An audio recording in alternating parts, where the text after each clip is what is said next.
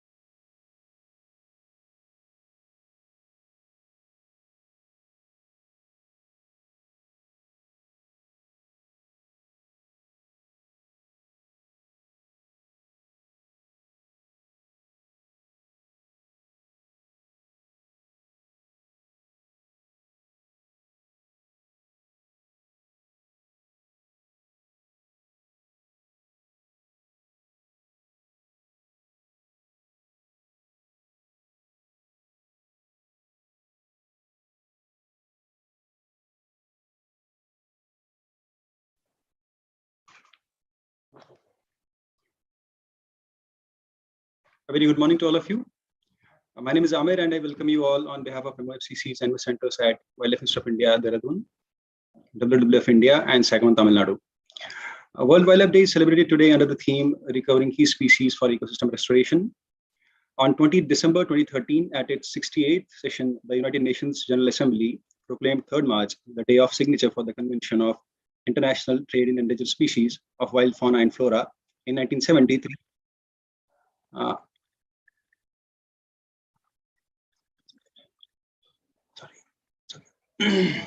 As UN World Wildlife Day to celebrate and raise awareness of the world's wild animals and plants. India, a megadiverse country with only 2.4% of the world's land area, accounts for 7.7 to 8% of all recorded species, including over 45,000 species of plants and 91,000 species of animals. Our country is known for its wide, diverse range of climates and landscapes, from the Himalayas in the north to the spice fields in the biodiverse rich tropical forests in the south. It's also home to iconic yet endangered wildlife like the Asian elephants, tiger, and leopards. India's population of 1.3 billion is expected to grow by 16% by 2030, and finding the balance between the needs of people and the rest of the environment will continue to be a challenge. So continued loss of species, habitats, and ecosystems also threaten all life on Earth, including us. People everywhere rely on wildlife and biodiversity-based resources. And to meet all our needs, from food to fuel, medicines, housing, and clothing, millions of people also rely on nature as the source of their livelihoods and economic opportunities. So this year's World Wildlife Day drives the debate towards the imperative need to reverse the fate of the most critically endangered species, to support the restoration of their habitats and ecosystems, and to promote their sustainable use by humanity. So before we start the proceedings, I would like to welcome our esteemed guest for this session, Mrs. Lipika Roy, Deputy Director, Economic Division, MOFCC, New Delhi, Dr. Sejal Vora, Program Director, World Wildlife Fund, India, New Delhi, Mr. Rakesh Kumar Jagenia, DIG Wildlife Division, MOFCC, New Delhi, and Director, Wildlife Institute of India and Program Leader, ENVIS Resource Partner, Wildlife Institute of India, Dr. Dhananjay Mohan. Thank you all for taking your precious time and joining us today. I once again welcome you all, and it's always a pleasure having you all with us. So due to the ongoing engagements with PMO, Mrs. Lipika Roy ma'am would be joining us later. And so I would now request Dr. Sejal Vora, Program Director, WWF India, to please address the session. Ma'am, over to you. Thank you. And thank you, first of all, for inviting me to speak at this important event. Obviously, as a conservation organization and as an organization that used to have wildlife in its title, we used to be called the World Wildlife Fund. This is a very, very important day for us. There are lots of these days, and sometimes you almost lose track as to what day it is and what event we are celebrating throughout the year. But this particular day, as I said, is critically important because it is very specifically dedicated to wildlife and to increasing awareness about the importance of wildlife. As we all know, and as the opening remarks also said, is biodiversity loss and loss of wildlife is now recognized as an existential threat to humanity.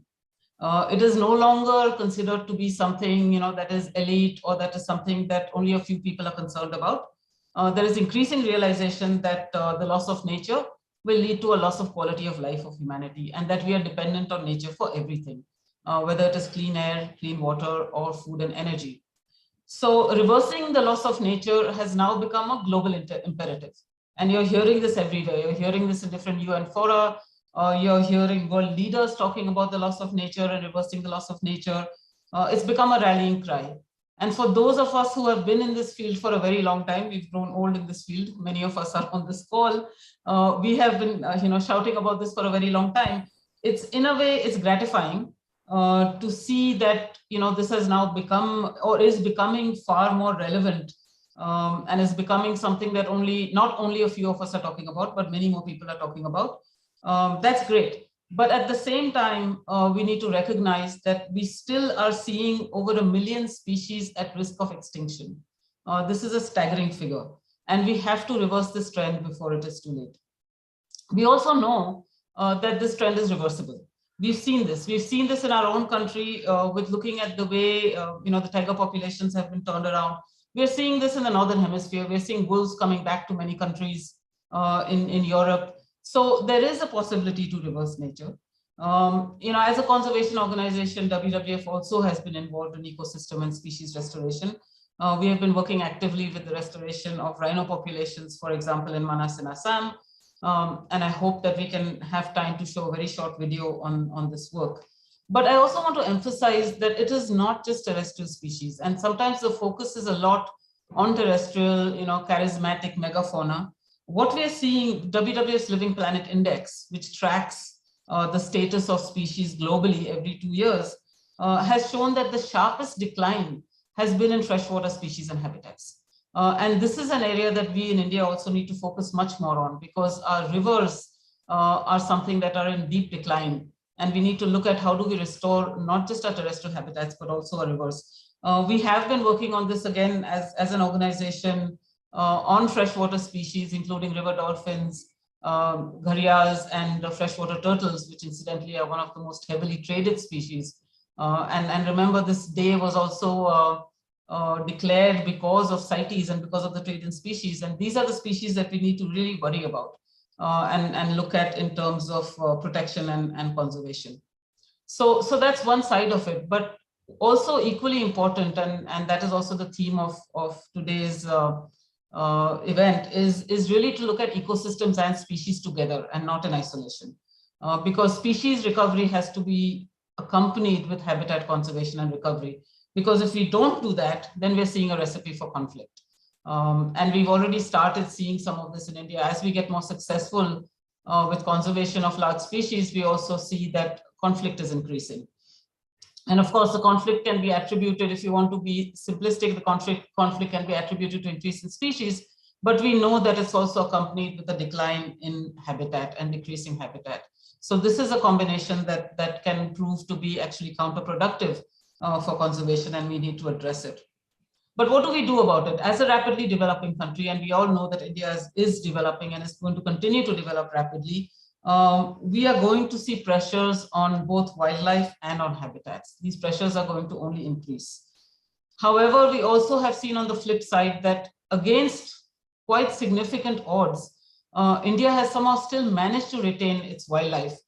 Indeed, more so than many other countries around us, which, I've had the opportunity of working in many of these countries, and I recognize that India has done actually much better in terms of conserving its wildlife. But we are going to continue to have to play this balancing act. And the challenge in front of us today is that threats are going to increase, and the need to balance conservation and development is going to also increase.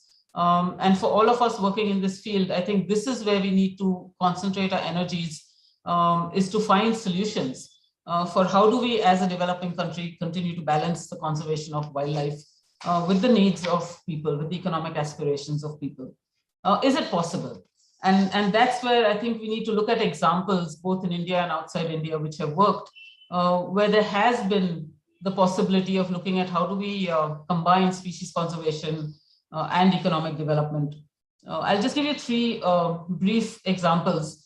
One is, of course, tourism, which has been touted and cited and proposed as a panacea in many cases of how conservation and good conservation linked with well-managed tourism can actually be a win-win situation where you can help to increase economic incomes, and you can also have an incentive for conservation.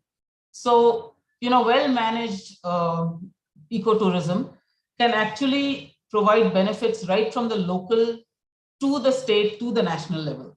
However, equally, poorly managed tourism can have exactly the opposite effect. It can actually impact both conservation and long-term ecosystem security and ecological services. So the question and the challenge in front of us is how do we promote tourism that actually benefits conservation and people's livelihoods, rather than the kind of tourism that we are seeing now, which is actually quite destructive. And there are models. I mean, we have an excellent model in Arunachal Pradesh where communities have actually set aside conservation areas which are attracting tourists and which are generating income for the communities. And this is a great incentive for communities, to the extent that we started with one such area, and today we've got 9 such areas covering 1,500 square kilometers. And these are areas entirely managed by communities and who are benefiting from well-managed, carefully managed tourism. We also see the conservation benefits of it, because we actually got our first snow leopard camera trapped in one of these community conservation areas. So if well managed, good ecotourism can actually provide a win-win situation. Obviously, this doesn't work everywhere, and there are limitations to it. We can also look at things like eco-labeling and certification. We've been working on eco-labeling for big agricultural commodities like cotton, which create an incentive, again, by giving better returns to farmers, create an incentive for more sustainable practices. We are now looking at expanding this so that we can look at conservation landscapes, and we can look at agriculture production systems around conservation landscapes, and look at how can we incentivize all the products of farmers that are around these conservation areas, so that they can get higher returns for these products and are therefore promoting more sustainable practices, including maintenance of corridors. So what we need to do is we need to find creative and innovative solutions that are going to incentivize conservation, because at the end of the day, there's only so much we can protect within protected areas. A lot of our conservation is going to happen outside protected areas, and we need to think about how are we going to manage the wildlife in this country that is actually also outside protected areas. Our biggest challenge, however, is going to be infrastructure. And many of us, on this call know the challenges of infrastructure, particularly roads that could fragment our already pretty patchy ecosystems even further. And this is where I think the biggest challenge of balancing conservation and development is going to come for us as a country. Is how do we actually plan, design, implement, and manage an infrastructure network that has minimal impacts. There will be impacts, there's no doubt about it. But how do we actually come up with solutions using technology, using design, using planning, so that we can actually minimize these impacts? And I think all of us are facing this challenge. And we know that if we want to balance this kind of development with conservation, it's going to cost more. And that is, I think, where the arguments start happening, is about the cost and how much are we willing to pay. And again, I would put on the table that for us, this is about future generations. And if we are willing to invest in future generations, then we have to pay the cost of conservation today. So I think it shouldn't even be an argument. It should be something that we accept and we agree that going forward, conservation will cost us, but it will benefit us in the long term, and it will help future generations. So we've got to factor that into every development planning that we do. So in summary, I just want to say on this World Wildlife Day, just re-emphasizing that conservation is important for all of us, for everybody, and for the future of the planet. It is not just for a few people. The second thing I want to emphasize is that we do have a chance to halt and reverse the loss of nature. It's still not too late. We are seeing that it is possible to reverse the loss of nature. There are solutions, but what we need is the willingness and the resources to implement these. And I hope that going forward, as a country and as a global community, we find these solutions and we find a way to balance conservation and development. I'll end with that, and I'll ask my colleague Arindran to show a short video that illustrates the possibilities in terms of reviving ecosystems and species together. Thank you. Yeah. Thanks, Sajid. I'm just sharing the screen. Yeah.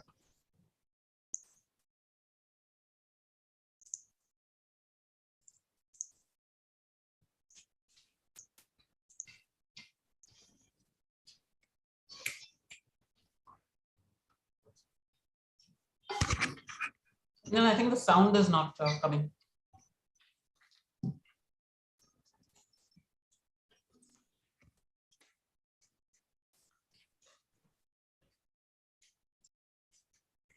Can you see my screen? Yeah, see the screen, but we can't hear the sound. Okay. So just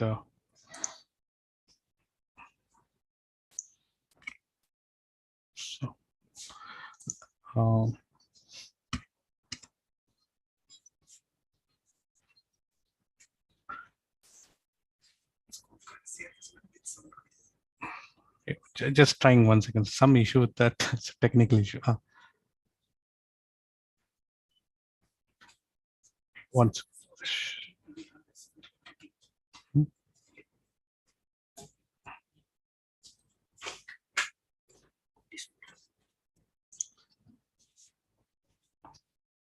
नहीं आ रहा है ना, sound नहीं आ रहा. Some issue. I think it's okay, Arindran. If it doesn't work, it's fine. Just 1 second, Sajid.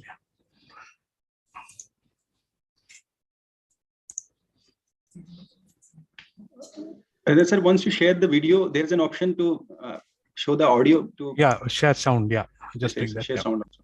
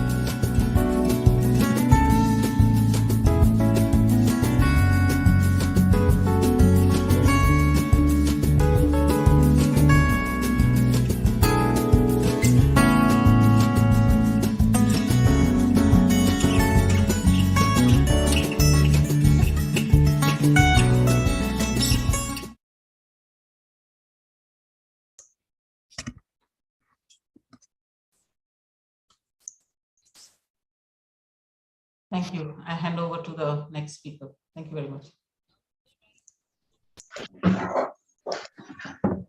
Thank you very much, ma'am. And thank you very much, Dr. Arindran, sir.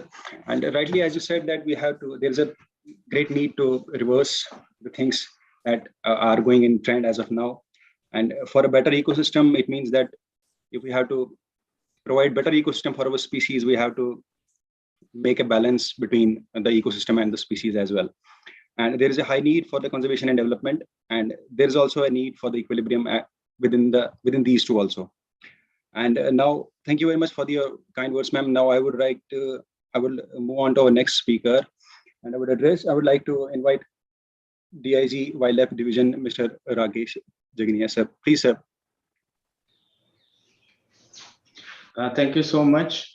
for inviting me and giving this opportunity to speak about species recovery and ecosystem restoration on the occasion of World Wildlife Day. Good morning, everybody. Let me first give everybody warm greetings on World Wildlife Day. As we all know that we celebrate Wildlife Week in the first week of October every year, starting from the birth anniversary of our great leader, Mahatma Gandhi. And it continues for a week. We organize a lot of awareness generation programs. However, this World Wildlife Day that we are celebrating today on 3rd of March reminds us of our responsibilities at the world level. We are emerging global leader, and this celebrating this World Wildlife Day also reminds us about our commitments at the international level for wildlife conservation. We have a long history of conservation of forests and wildlife dating back to Maurya period, where in 3rd century BC we started our conservation program when the rulers at that time started recognition of conservation of wildlife and forest. They appointed officers to guard the forest and take care of wildlife protection during those times. However, we have also suffered setbacks due to hunting, and we reached a point where we one of the most charismatic species found in India, like cheetah, went on extinction. The policy makers of our country recognized this problem, and in the year 1972, we enacted Wildlife Protection Act. The importance of species conservation can be judged from the fact that though cheetah went on extinction, we kept it in Schedule 1 of the Wildlife Protection Act, and we hope that soon we will see cheetahs flourishing on our land once again. As this is also the 50th year of enactment of Wildlife Protection Act, and we are bringing about a comprehensive amendment to the Wildlife Protection Act. As 3rd of March is the day when CITES was adopted, and the Wildlife Protection Amendment Bill also brings in provisions of CITES into our legislation, which has been a long pending requirement for India to fulfill its commitments at international level. So what a great day to mark this occasion.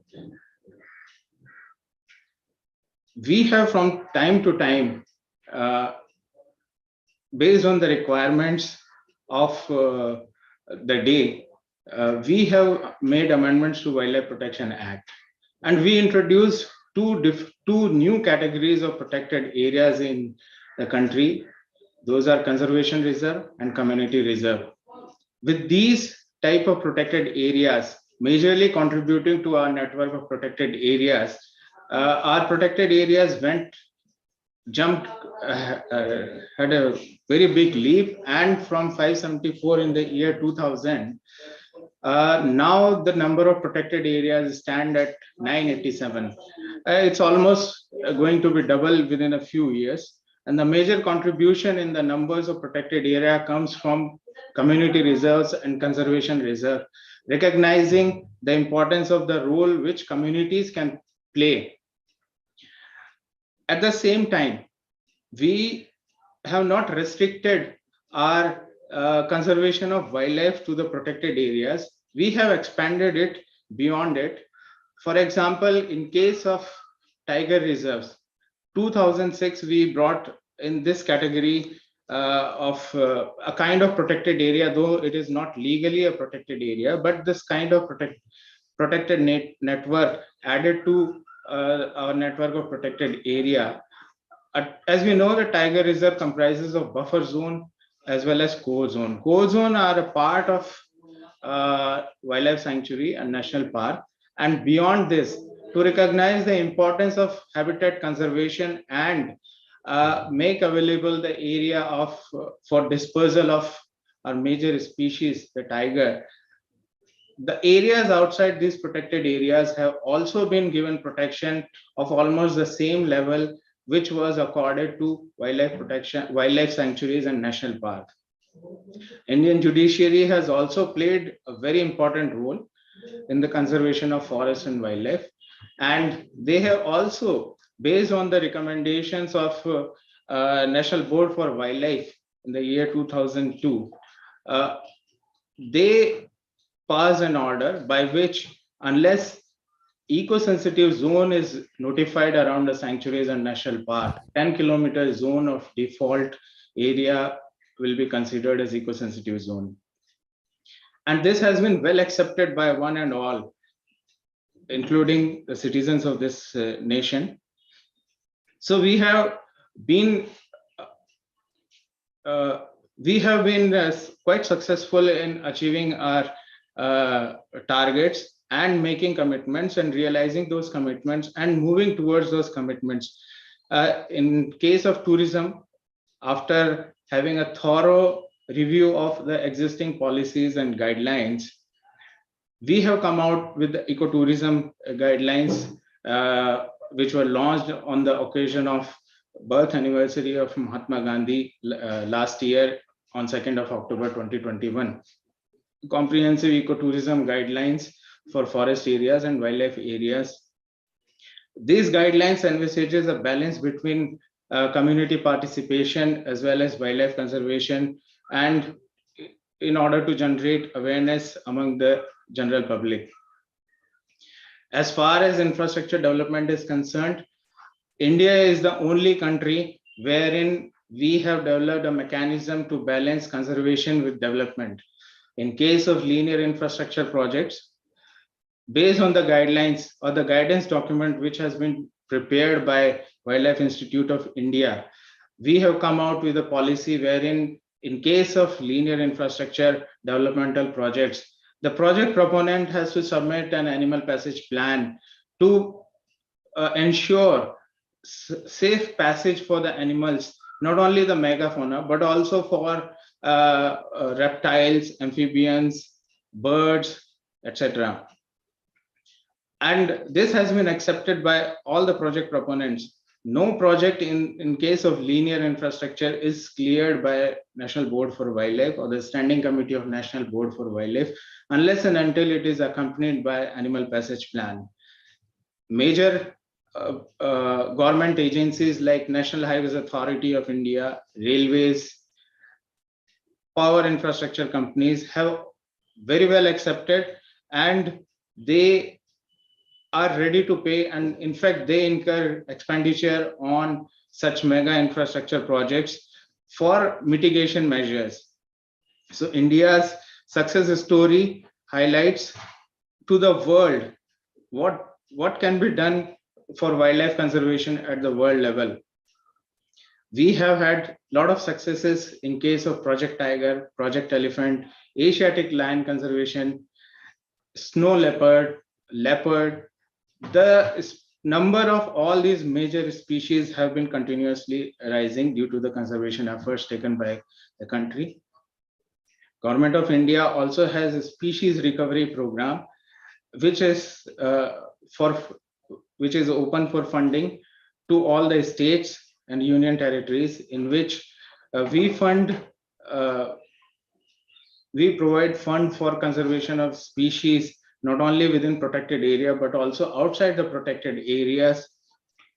And right now we have 22 species which have been recognized for endangered species recovery program. The last one to be added to the program was caracal, and we have a very good mechanism to provide conservation through centrally sponsored scheme of development of wildlife habitat.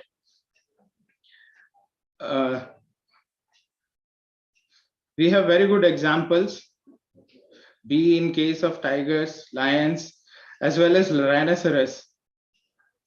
Last year we had launched rhino monitoring protocol. And the success stories, I need not emphasize, is known to one and all, to everybody in this country and the world over.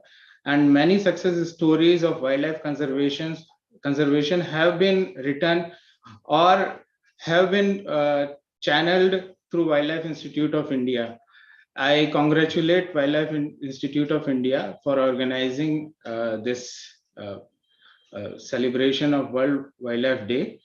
And thank you for giving me this opportunity. Government of India is committed to wildlife conservation and also welcomes suggestions and community participation of NGOs to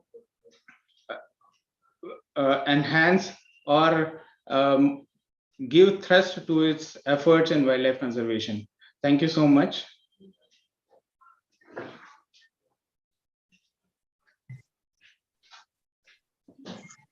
Thank you very much, sir. And those were some enlightening words for us with the facts related to our strong protected area network. As you stressed upon, we need to work together to strengthen this network along with finding creative and innovative ways for conservation and development. Thank you once again, sir. So now I would request Dr. Dhananjay Mohan, Director, Wildlife Ministry of India, to please address the session.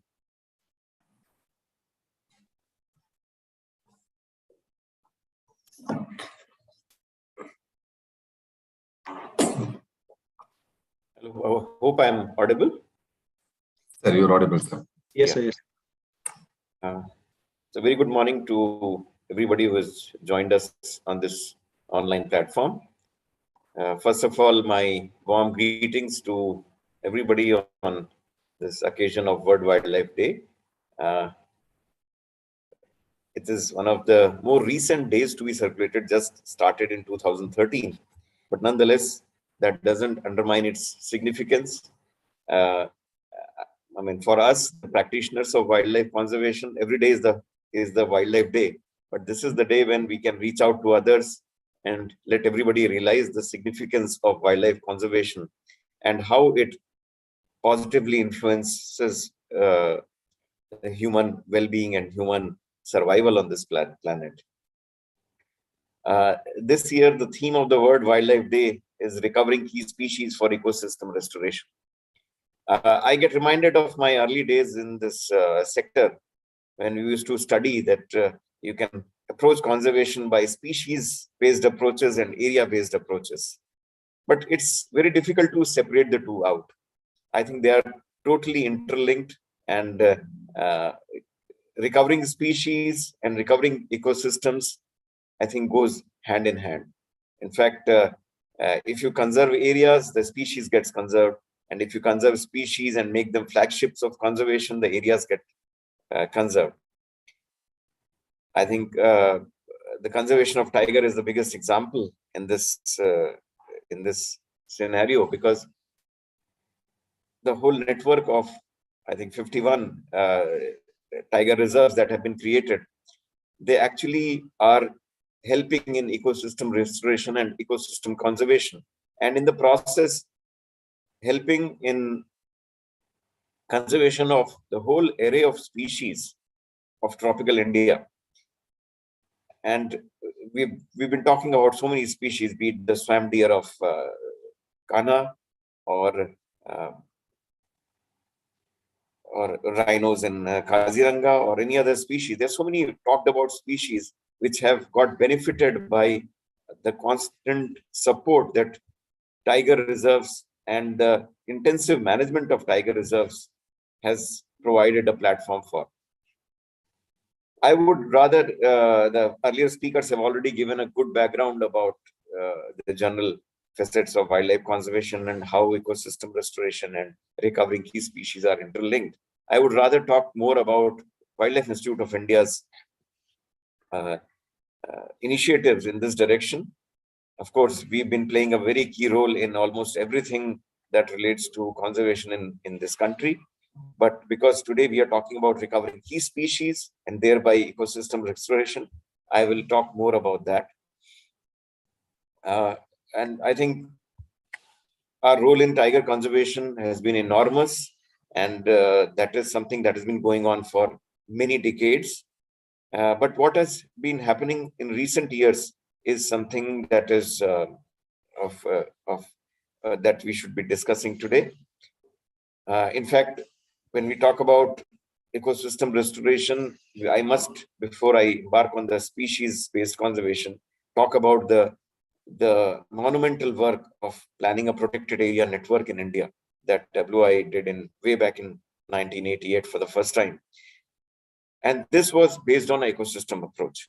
So the idea was to have a network of protected areas which represent all the possible ecosystems in this country, and thereby ensuring that all the species that are found in these ecosystems are well preserved for posterity. So this document has been guiding all of us for over 3 decades in planning a protected area network. And my dear colleague, Mr. Rakesh Jagini, has already spoken about the way our protected area network has enlarged over the years, now covering more than 5% of the geographical area of the country. And of course, when we talk about these areas, we should also talk about other forest areas abutting these centers of biodiversity conservation. And in all, everything put together, maybe an area of 10% or around that is what is helping conserve biodiversity in a very big way. Coming back to the species-based program, recovering key species, I think one of the most important steps that was taken around 2015-16 was the launch of Endangered Species Recovery Program. I think this was the first concerted effort to look at some of the species which are really on the brink of extinction, and some integrated effort was required to help them recover. The 4 species chosen for this were all unique in their own way and are all highly endangered. The great Indian bustard, or the great bustard, then the dugong, and sangai, and the dolphin, and the river dolphin. So all these 4 species represent very different ecosystems. Great Indian bustard is the flagship of conservation of our desert and semi-arid ecosystems, and we are all aware that barely 150 of them survive in this whole world, and almost everything of this population is within our country. So Great Indian bustard, if it has to be conserved, it has to be conserved in India, and it's the sole responsibility of ours to take this species ahead and bring it out of the verge of extinction. A lot of good efforts have been done, and all-round effort, I would say, integrated effort, looking at the ecosystem, looking at the threats to the ecosystem, captive breeding, which is giving us the biggest hope, and with the example coming from the Middle East, where a lot of good work has been done in the recovery of other sister species of bustards, and we are heavily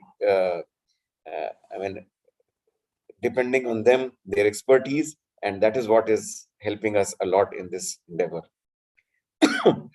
Talking about the other 3 species, the dugong, another species about which not many people even know. Most of the people, even the well-educated people, may not have heard of its name. But this is a species which represents the unique seagrass ecosystem. It's the flagship of seagrass ecosystem in India, and a lot of good effort has been going on over the last 5-6 years in seagrass mapping, in trying to study this very elusive animal which is barely visible, and most importantly, because these are habitats where there's a lot of dependence of people, so a lot of involvement of people that has been going on along with other conservation efforts. And the seagrass ecosystem is such a unique and diverse ecosystem that through dugong, actually we are trying to do the entire ecosystem restoration of this unique seagrass ecosystem. A gangetic dolphin, we all know about it. It's another species, barely some 3,000 individuals left in Ganges and Brahmaputra systems. And another species about which we all know, but we know very little about its ecology. We didn't even have a right way of how to assess its populations. So with a lot of effort, our team of scientists have developed a protocol, and presently they are actually going through this first ever range-wide estimation of dolphin population in this country, which will give us a scientific and robust estimate of this species, very elusive species again, which is very difficult to enumerate. So that's another species which is in a way symbolic and helps in conservation of the entire riverine ecosystem of this country. And Ganga and Brahmaputra make the largest riverine ecosystem of this country, and that is how conservation of dolphin is synonymous with conservation of the riverine ecosystem in this country. And finally, talking about Sangai, another very unique species found in the northeast in Manipur, only one population known. We're trying hard to actually help recover this species, again, intertwined with habitat restoration. And a lot of good work is being done in population estimation, in finding an alternative home, in developing a captive breeding center through which we hope to breed these in captivity and release them in wild. So a lot of good initiatives are going on, and I hope that in near future they'll start bearing fruits. Mr. Jagenia talked about the 22 species which are being covered under the integrated wildlife habitat development program of the ministry, through which they are being funded. And this year, because these are again very elusive species, a long list, in fact, it's not 22 species, it's actually, some of them are group of species like vultures or marine turtles. So these are priority species from the government side, besides these 4 under the ESRP, which need to be taken care of at a very high priority because of their highly endangered nature. And again, they represent very unique ecosystems. And this year we are about to start on a project in which we are going to develop methodologies for their scientific estimation. Because even though they are very highly threatened, we still do not have very strong scientific approaches to estimate their population, and that becomes the first step in conserving these species. So we are, with the support of Ministry of Environment and Forest and CAMPA, we are about to start on this project also, in which we will develop scientific protocols for the enumeration of these species, and we will hopefully in a matter of 2 years, we will not only develop these protocols but also train the forest department personnel so that they can continue with this monitoring of these very important species representing unique ecosystems for posterity, and we will know about the performance and what is the influence of the conservation actions on their population. So that is roughly about what we've been doing in species. Of course, many of our projects are looking at various species and their conservation and the conservation of their habitat and the linkages therein. And we hope that by recovering key species, we'll be able to help ecosystem restoration, and thereby not only helping these key species, but also a whole range of species, about many of which we don't even know much about. So in the Wildlife Institute of India, we've been trying to address these key species, endangered species, so that we can help them recover and restore our biodiversity for posterity. So with this, I once again thank ENVIS and all the partnering institutions, WWF, SECON, and WII, for giving me this opportunity on this very important day. And I hope that we will continue to maintain this momentum for conserving our key species and thereby help in ecosystem restoration. Thank you very much.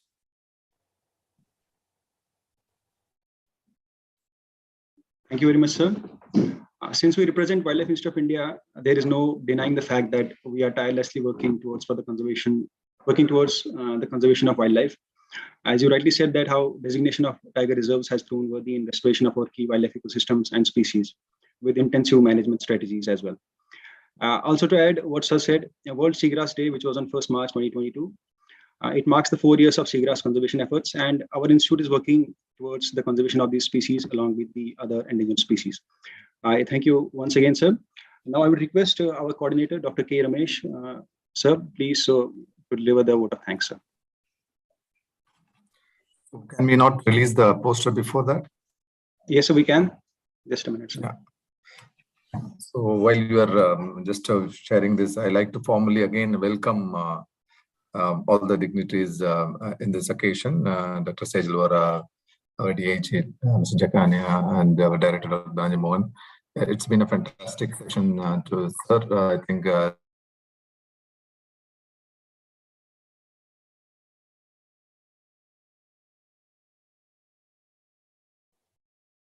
Can't hear you anymore, Ramesh. you mentioned that this momentum from the ENVIS point of view. From the ENVIS point of view, we will probably keep up the momentum through kind of awareness creation and things like that. So what we planned was, taking this forward as a regular strategy.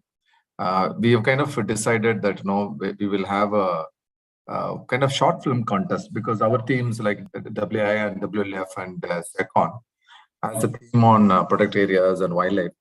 So we thought that to keep this Wildlife Week celebration to be more popular and effective all over the country, so we have kind of decided plan this in the short film contest announcement. So this is going to be on the protect areas of India. So we basically opening up this to all the researchers and any professionals who can come up with a short film of the 3 minutes in the duration, not more than 3 minutes. So this can capture whatever they want to reflect about the protected area. So the idea behind is that, sir, to basically encourage wider participation in understanding the protected area. And once we have these entries from all over the country, maybe we have enough time from now to the October, where we will be celebrating National Wildlife Week celebration.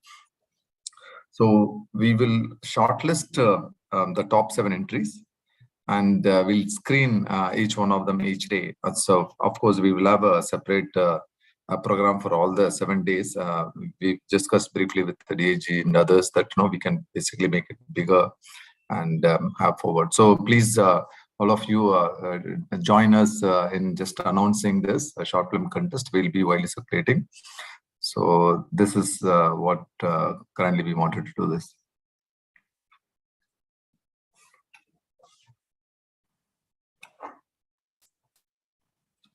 So yeah, basically we will share this widely with more details. And as you've seen here, the shortlisted films will be screened, and also we'll be inviting those winners to the event at the Wildlife Institute of India, wherever we'll be hosting. And we'll have cash prizes and certificates. So we hope that it will also serve as a kind of repository of the visual documentation of our product areas. Thank you so much. So Amir, I can now move on to the vote of thanks. Yeah. Sure, sir. So I think this is a very important session, sir. We've kind of launched off this very nicely. So I think I take this opportunity. It's a great privilege for me to actually be part of this. As you know that it's been ENVIS was handled, the Wildlife Institute by Dr. Shivakumar is very much part of it. We just inherited the good practices that was done by him and the excellent team that we have. And also, I know that WLF and SECON have an excellent team with ENVIS. So on behalf of all these organizations and my own behalf, I warmly thank you, Dr. Sejal Vora, for your excellent overview and encouraging. I would say always you've been very inspiring.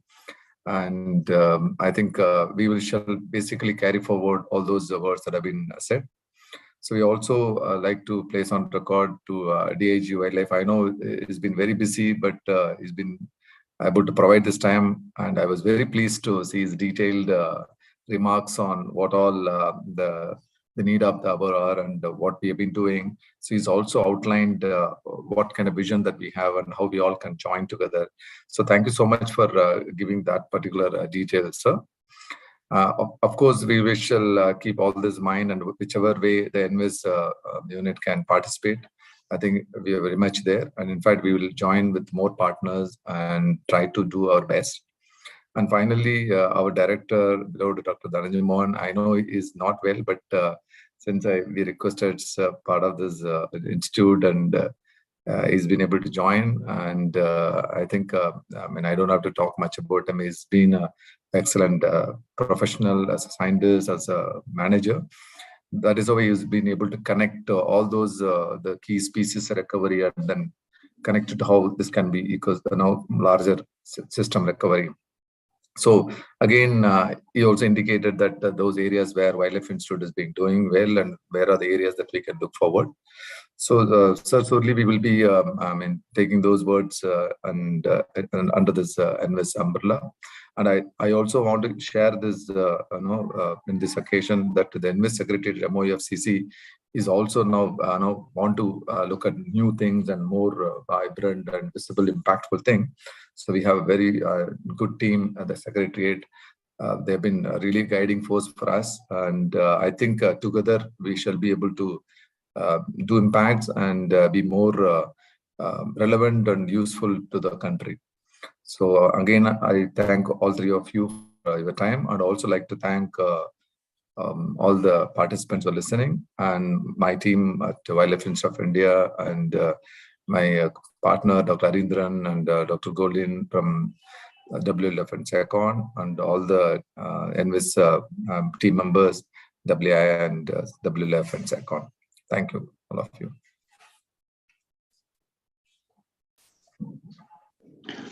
Thank you very much, sir, for your kind words. Now we'll be heading to our second session, that is panel discussion on endangered species. And I would request Dr. K. Sivakumar, Professor, Pondicherry University, who would be moderating this session, to take over.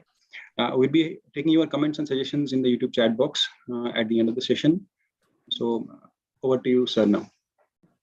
Thank you, Amit. It is nice to see you all after almost 1.5 months later.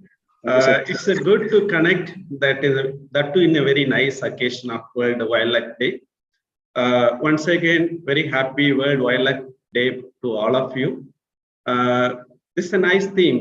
It's chosen by the global community for today, as the previous speakers, Director, Wildlife Institute of India, and then Dr. Jadal Madam, and also our DAG, Mr. Rakesh. All three were reiterated one point, that although we are late, but we are not too late, but still we have the chance to revert back what damage we caused to the biodiversity in our country. So the lot of efforts are initiated by the government, and then state government, and then other individuals, NGOs, civil society, a lot of organizations that was actually listed out from the DAG as well as Sejal Madam, and then the Director of Wildlife Institute of India.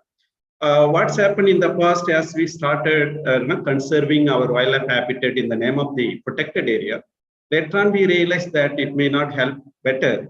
Then we launched a 3 species focused program in the past, and many aware of this 4 species program, that was the Tiger, Project Elephant. And even today, these 2 programs are really doing very well, and given an excellent result also.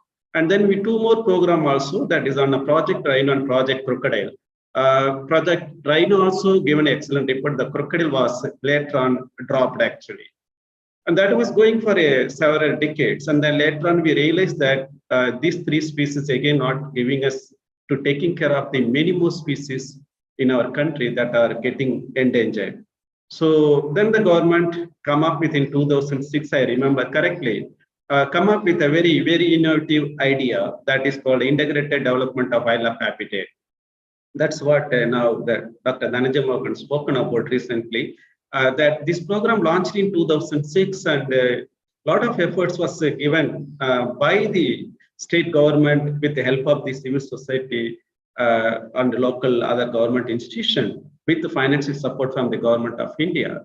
It was going on for a long time. Through this program, the habitat of many species were taken care. But then we don't know exactly what's happened on this program.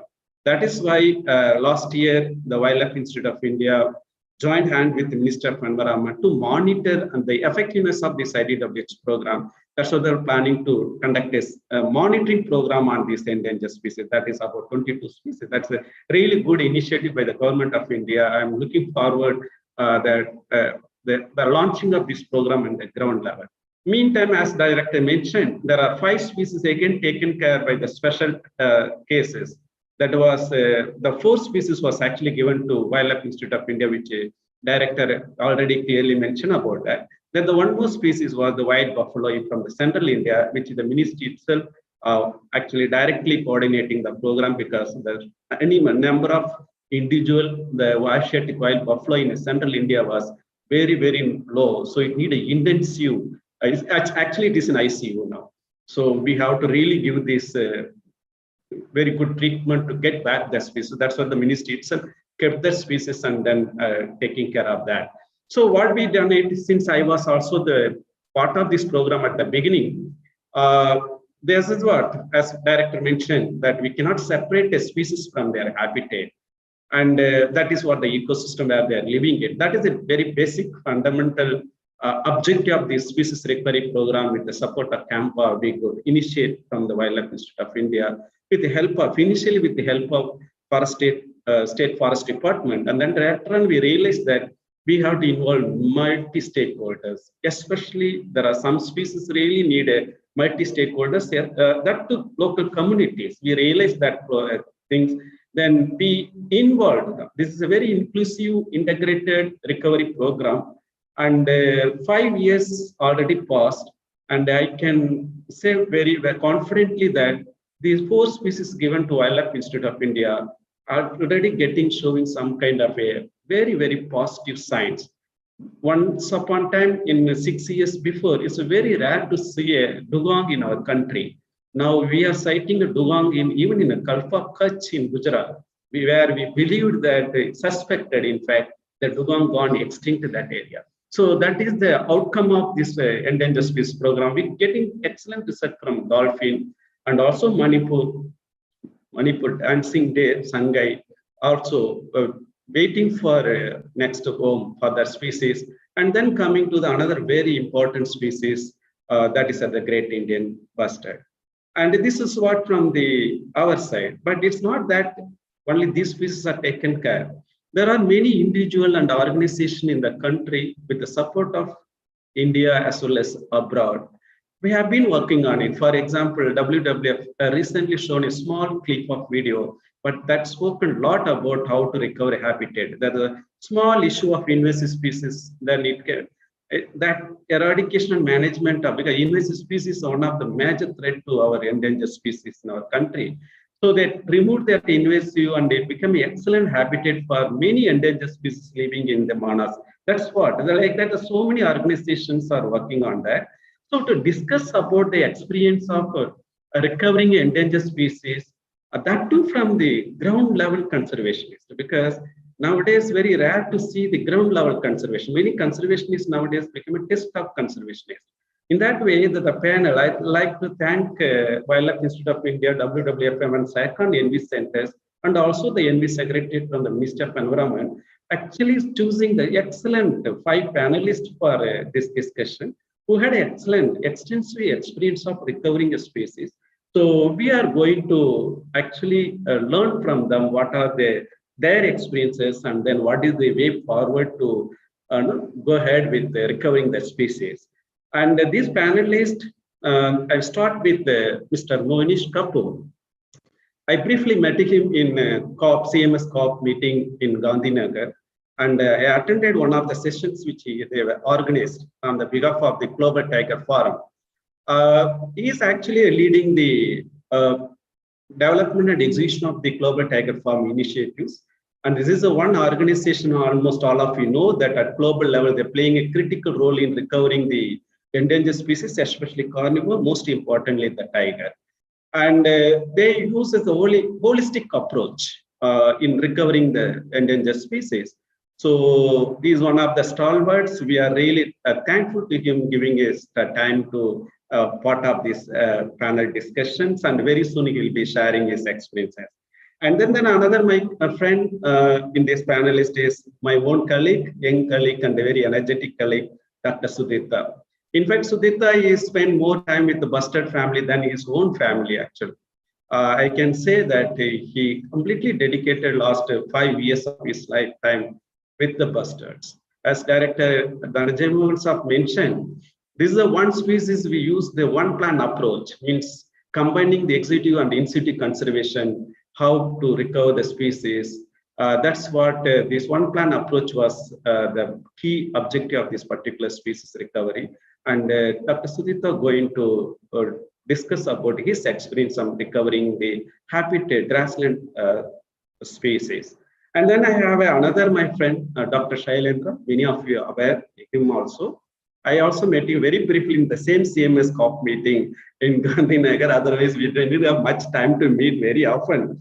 And he knows he contributed a lot in recovering some of the threatened and the lesser known types of the freshwater turtles and tortoises. Of course, he worked on extensively on many other endangered aquatic animals in our country.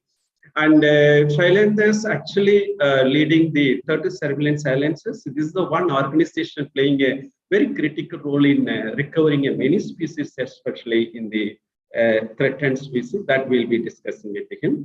And then my another friend, Dr. H.N. Kumara from the SATCON, earlier he was with Mysore University when I met him way back almost now 23, 24 years before.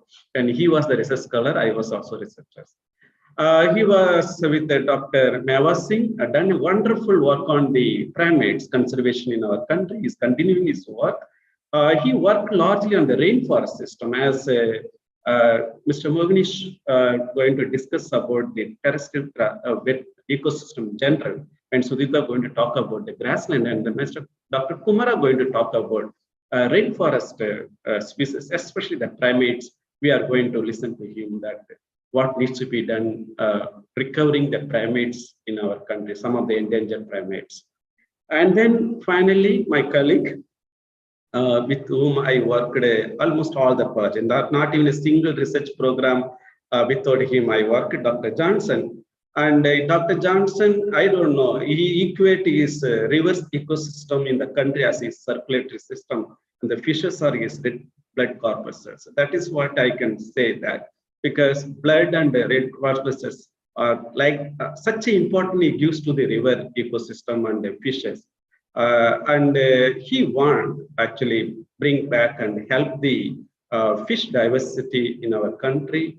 Through that, he would like to actually recover and conserve our river ecosystem. That is very, very lifeline, excellent critical lifeline of the people of our country.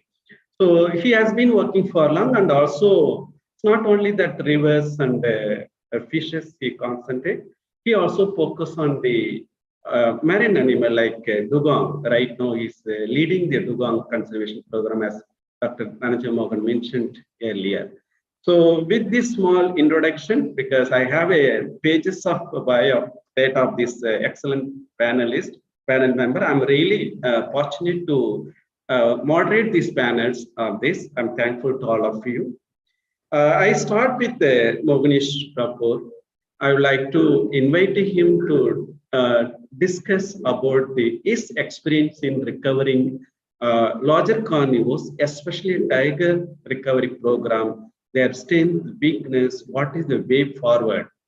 We should actually go ahead with that.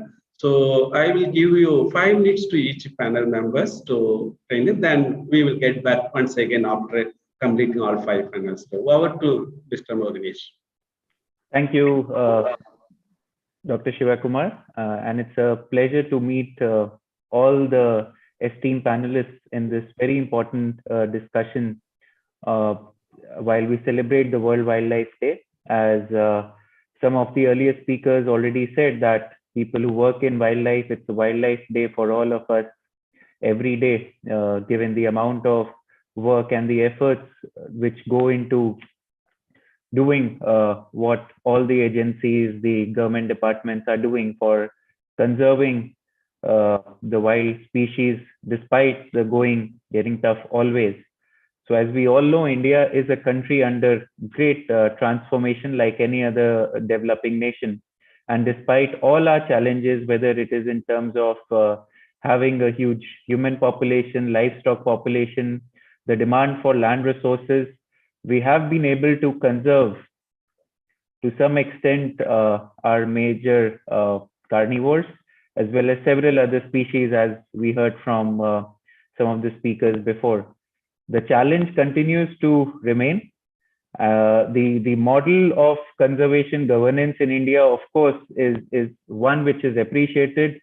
When we represent the Global Tiger Forum in different countries, the model for tiger conservation, specifically the governance, the institutional mechanism, the role of the NTCA and its collaboration with the state governments, and the creation of the tiger reserves and the legal protection that has been provided to them with the mandatory tiger conservation plan. Similarly, the protected area network that is quite talked about globally. So India is leading on a lot of fronts related to wildlife conservation.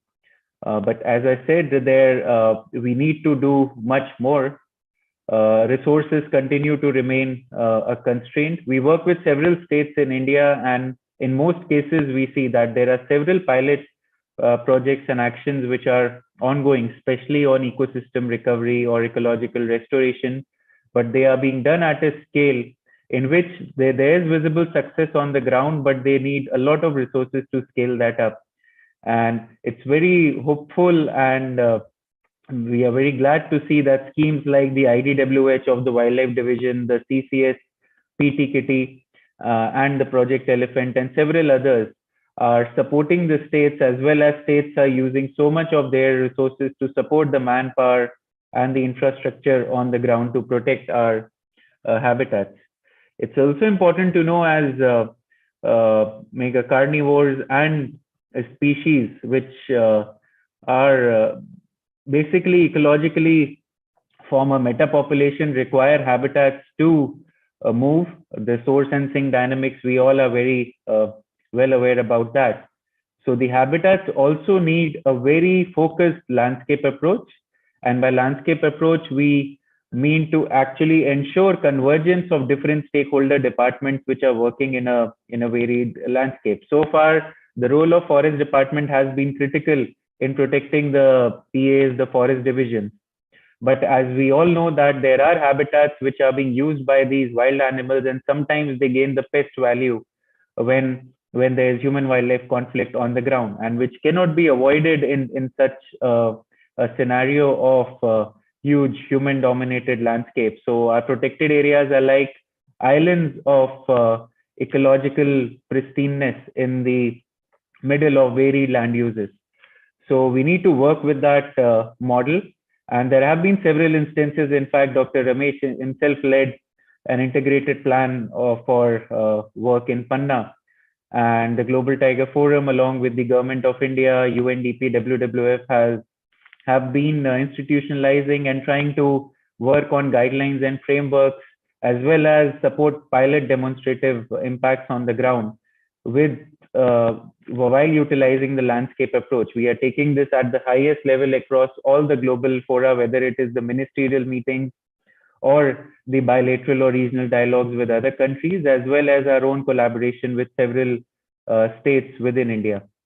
And it's heartening that several districts are actually coming forward. As we all know, district continues to remain the single most important unit for implementation of any government scheme on the ground, or for any project in that case, because the implementation has to be there, and especially the role of people, involving people as community stewards with payment for ecosystem services has also been piloted across several habitats, but that also needs to be upscaled. And it is very important that we mainstream the conservation agenda into our development economy.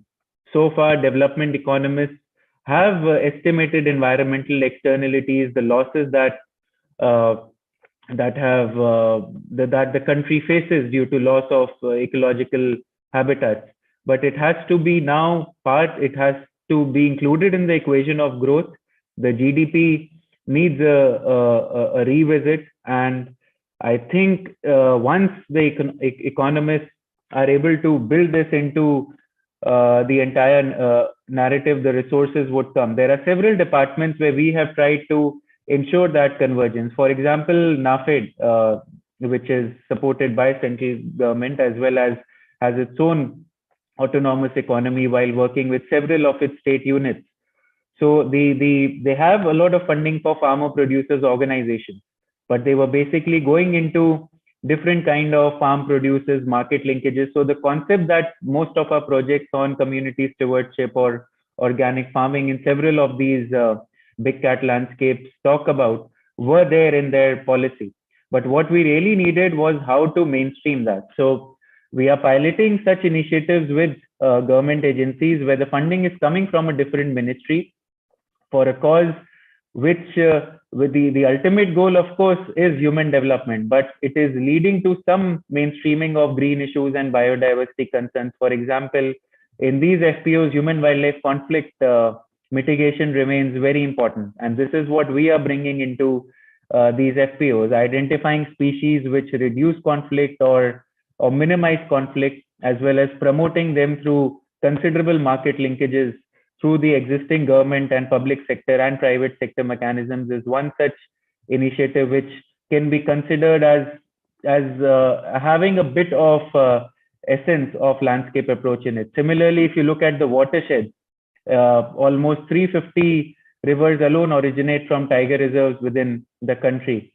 And if you look at the other habitats, if you look at the snow leopard habitat, elephants and others, it almost covers all the major watersheds that a country has. So it's very important that a communication on the ground that while we do conservation is not only for protecting a species alone, it is for protecting the livelihood, the watershed value, the food security, the natural disease regulation that these terrestrial habitats bring is extremely important. That needs to be communicated while we develop any programs and projects for ecological restoration. There have been excellent efforts that can be seen. For example, rejuvenation of the natural watershed when KMTR in Tamil Nadu was declared as a tiger reserve. On similar lines, recently our latest tiger reserve, Srivilluputur Megamalai, has been created on the lines of rejuvenating the ancient Vaigai landscape. And there are several such examples where creating a protected area as well as including a landscape approach beyond the protected area can lead to such watershed rejuvenation and ensure sustainability of resources to people in the surrounding habitat. We all have the technology now. We have the know-how of how we can work towards monitoring and mitigating human-wildlife conflict.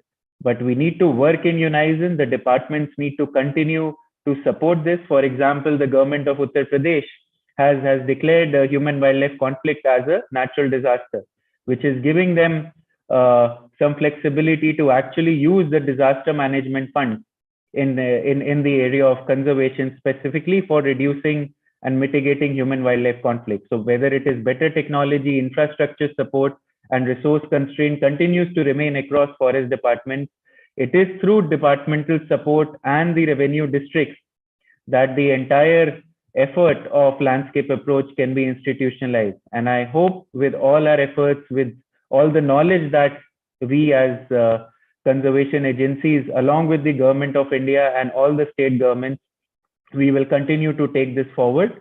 The going, as I said, won't be easy, but we understand that India has had a successful practice of wildlife conservation, and with more and more efforts, I'm sure we are going to lead on the climate change agenda as well as the global green agenda also. So thank you. Thank you very much. Excellent, Mr. Kapoor. Yes, you are very correct. We have to balance the conservation and the economic development. In fact, you covered all the issues and how to deal with that issue very nicely. So thank you very much. As you rightly mentioned, that the conservation is nothing but securing the future livelihoods. So with this word, I just move into the another younger colleague of mine, Dr. Sudhirta, and he works for the recovering the grassland ecosystem of our country and using the bustard as the proxy. So he believes that the bustard conservation is nothing but the grassland conservation, and the grassland has the various ecological services which is beneficial to the humankind, especially in the northwestern India parts of our country. And of course, wherever the grasslands are there, they are one of the very, very critical habitat. And I now invite Dr. Sudhirta to share with his experience about the approach in recovering the Great Indian bustard, and what are the challenges he has, and what is the way forward to negotiate such challenges, very briefly for 5 minutes. Over to Dr. Sudhirta. Thank you very much, Dr. Shivakumar sir, for introducing me.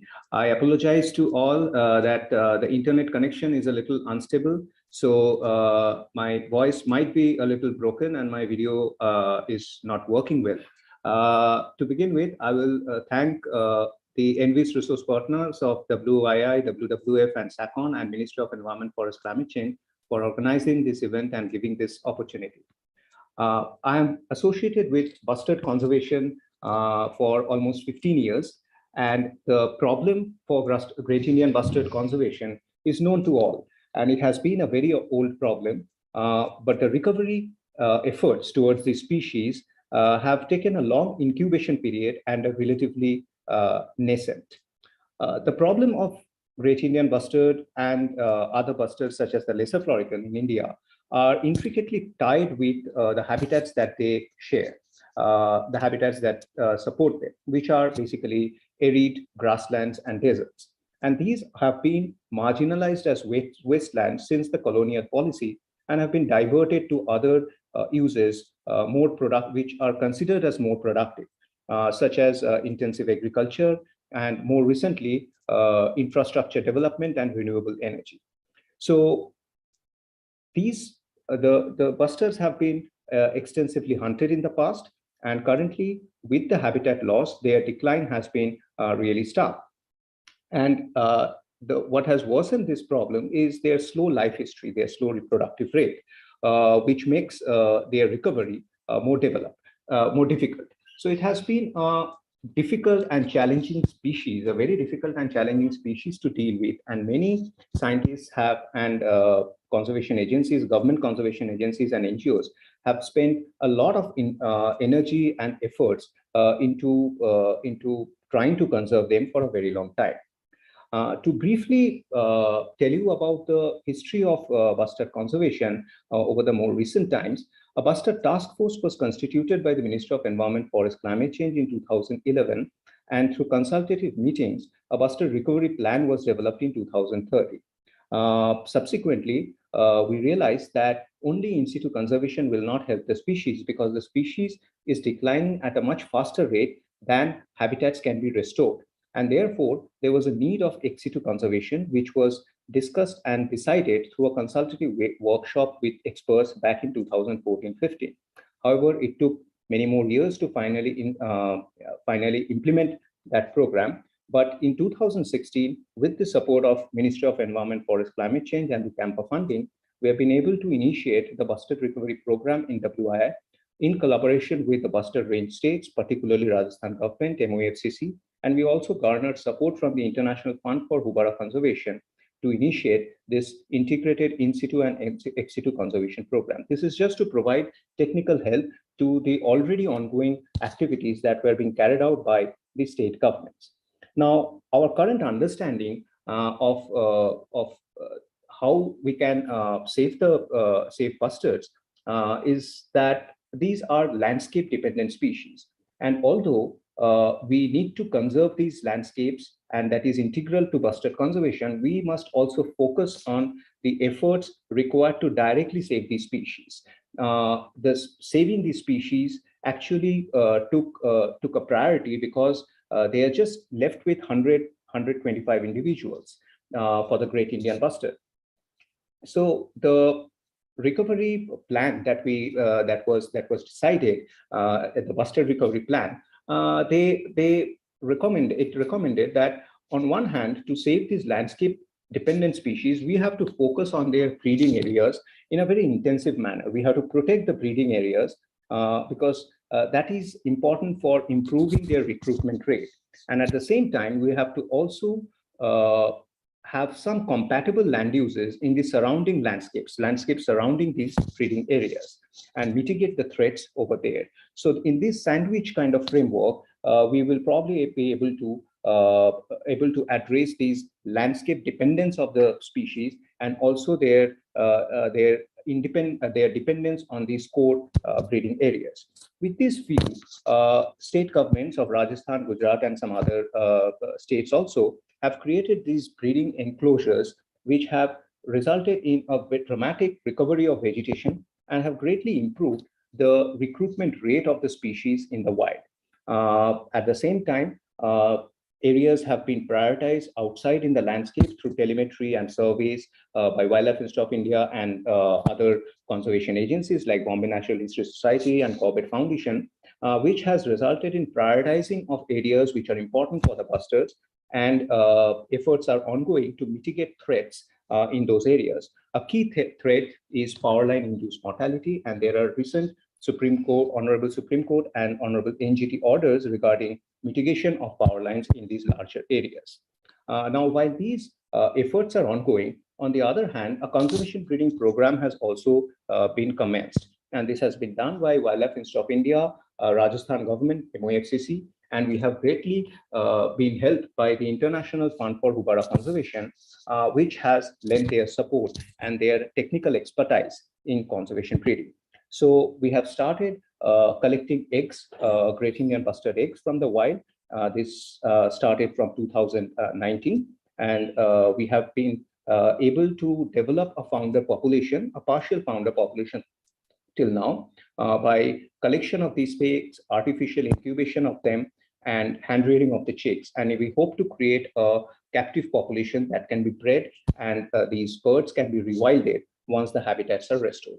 Now, the way forward to these conserving the species is to continue both these activities, both the ex situ and in situ activities, and in tandem. And they must complement each other, and they must go in tandem. So our plan is to create these relatively through joint efforts of central and state governments with the technical inputs of WII and other conservation organizations to restore habitats, and restore habitats in the sandwich framework where there are core breeding areas and compatible land uses surrounding them, and have at least 500 square kilometers of such patches, because these birds require large landscapes. So these patches distributed across the different parts of the bustard range states to favor the in situ populations, and also to make rewilding possible in the future. Now, while all these activities are ongoing, there are a few areas which can probably benefit more, or where more work is required. This is typically the linking of livelihoods with conservation. So bustards inhabit unprotected landscapes, and a lot of these areas are very important for pastoral livelihoods and seasonal agriculture. There is a lot of scope for linking livelihoods with bustard conservation, and there can be more work that can be done on these aspects. These are, for example, promoting bustard-friendly agricultural practices such as community fodder farms in areas which are intensively used by bustards, so that both livelihoods and bustard conservation can go hand in hand. Now, what has been achieved for bustard conservation in the recent years in terms of its conservation breeding and some efforts in improving the breeding habitat are small steps that have been taken, and a lot more needs to be achieved on these fronts, particularly in restoring larger areas of habitat and scaling up these efforts so that the species can be conserved in the long run. And in situ and ex situ conservation needs to go hand in hand in this. With this, I would again thank the ENVIS resource partners for giving this opportunity. Thank you very much. Once again, thank you, Sudhir. As usual, you always give us very comprehensive information in a very briefly and short duration. Excellent. Yes, this is a good approach. That importance of one plan approach, because there are certain species need to combine both ex situ and in situ conservation, and the many endangered species in our country need such kind of things. So, Great Indian Bustard going to give a big lessons to recover or teachings to recover the many such similar species which required a one plan approach. So now we discussed about the recovering a species in the forested habitat and also one species from the grassland habitat. Now we move into the aquatic ecosystem. My friend Dr. Shailendra Singh had a lot of experience of working in recovering the aquatic species and their habitat in our country. So we let us listen from him his experiences. So over to Dr. Shailendra. So thank you, Dr. Shiv Kumar. And my connection is again very unstable since I'm sitting in Sundarban today. So I'll keep my video off. Sure, sure. Yeah. Yes. So yes, I mean, I've been hearing the previous speakers, and there are lots have been said. That means, you know, how we can restore the habitat as well as the wildlife and key species. And I completely agree. That means, you know, we'll have to have like kind of a, you know, project designed to benefit the species as well as welfare of the people, to benefit the entire ecosystem and the landscape they live in. In terms of aquatic ecosystems and the recovery of the aquatic species, we definitely need to move from localized approach to landscape approach. That is very, very important. Since means, you know, if like I am interested in freshwater turtles and tortoises, particularly in the dolphins and crocodiles. And we have been, you know, everywhere, wherever we go, we always feel that means, you know, it's like whatever we are trying to conserve, it's like more to talk a little bit more about turtles. So you know that means what kind of turtle diversity we have and what we have been, and we try and work with the key species. And by just like working on the key species, not only through the ex situ measures, but also in situ measures, and also working closely with the communities and the people, will try and make models so governments and other organizations can probably implement and take it forward from there. So in India, India stand number 3 in terms of the turtle diversity. So we have 29 species of total freshwater turtles and tortoises. And you will be very surprised to know that out of 29, we have 19 species. Those are facing risk of extinction. So either they are critically endangered or like they're immediate risk of extinction, and like from even in their like key population, the core populations where they survived and so long back. So in and then when you compare the turtles with any other major vertebrate taxa, so there's the most endangered species. I mean, when you compare it with the birds, with mammals, and it's very, very sad to you know, see that the turtles, those walked this earth for 200 million years, they are like, you know, currently facing that kind of threat. So with that, and turtle conservation is again very important. And turtles as a reptile, they contribute a lot to the ecosystem restoration and the benefits. So I mean, whether it's a nutrients the cycling, whether they just like act prey or predator or anything like that. And I'll just take example where I'm sitting right now in Sundarbans. So, you know, so we are working with one of the species, those were identified by Ministry of Environment and Forest in 22 species, as we have been talking a few minutes before. So there's a northern river terrapin.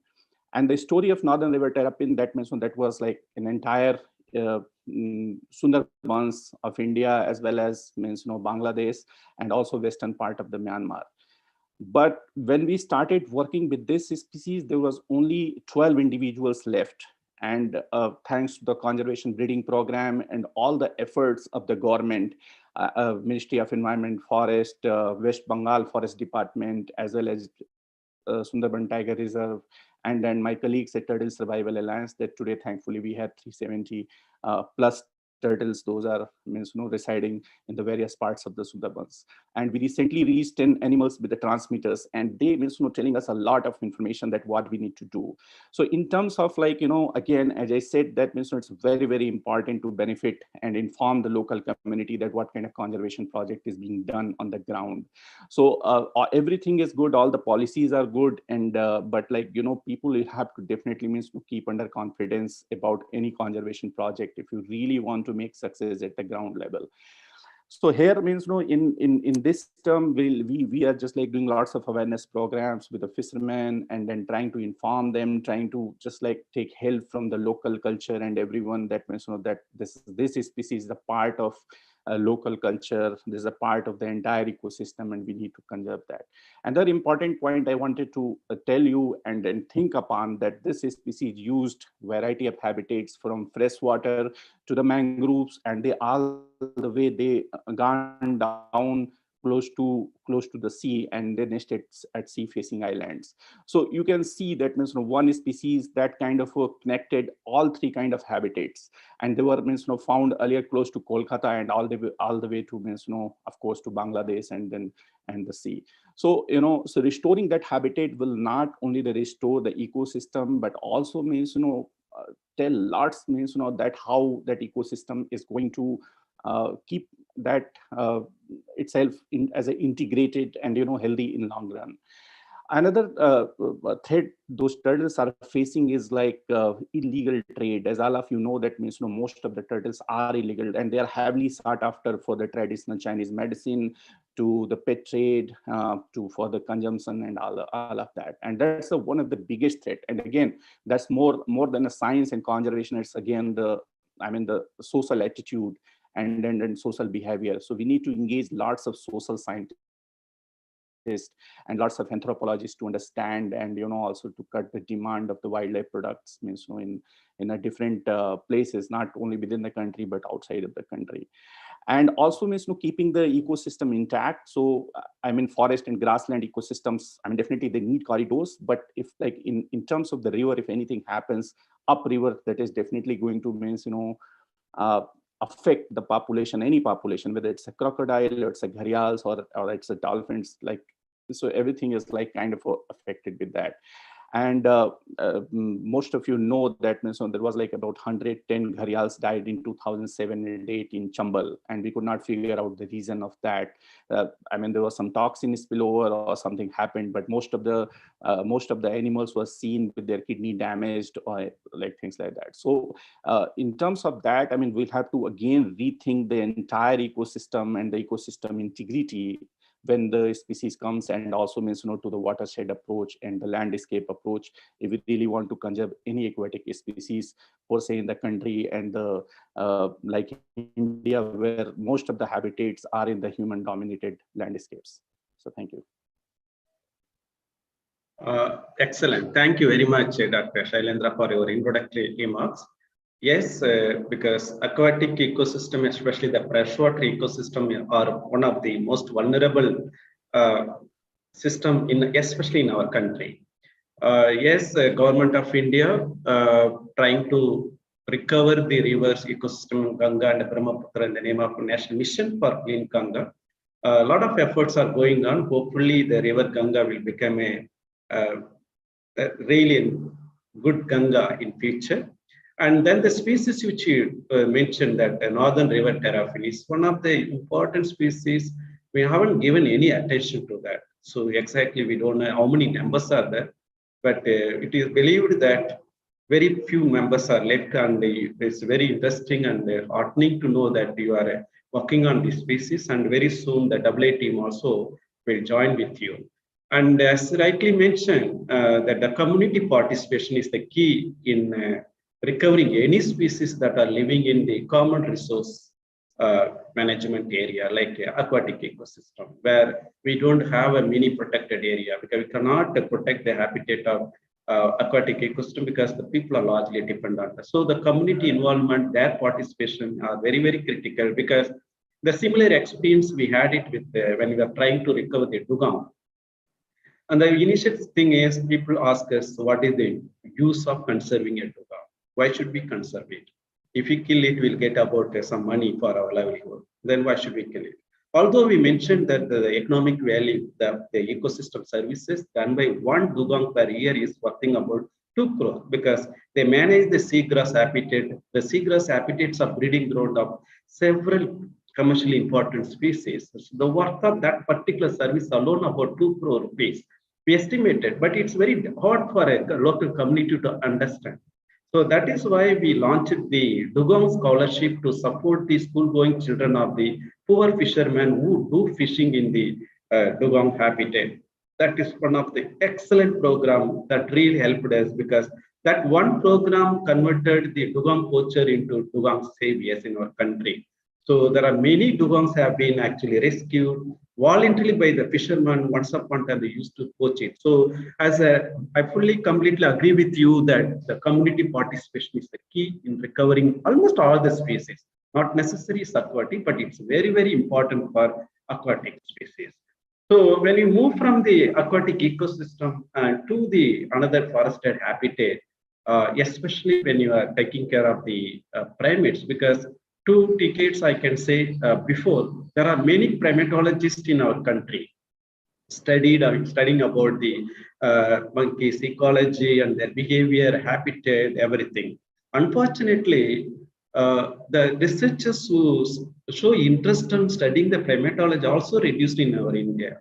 We don't know. Not only the species are doing bad, maybe because of the few species get into conflict like macaque and rhesus and those things. I don't know what is the reason. We don't have many researchers. Very few researchers actually show on that. So when you are talking about a primates, the one of the very important species which is more concern for us is line-tailed macaque.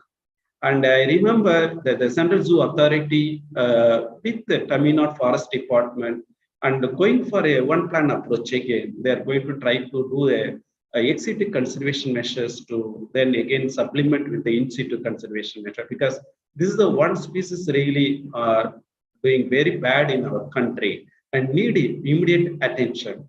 So to share with that, initially Dr. Kumara, who spent a lot of time on studying this species and he worked on the recovery of this species, he had a lot of idea. Unfortunately, Dr. Kumara held up with another meeting, so he couldn't attend it. Maybe those who are watching this program, if you need any information, probably you can actually contact Dr. Kumara. He is actually working as a scientist in Second Coimbatore.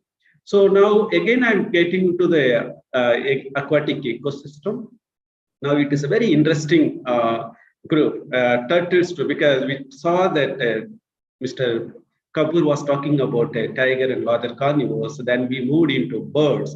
Dr. Sudhita was discussed about the recovering of bird species, and we take an example of Great Indian Bustard. Then Dr. Shailendra talked about recovering aquatic ecosystem using the turtle. Now we are going to another lesser known species, because the problem with this species is this is the only vertebrate not protected much in Wildlife Protection Act.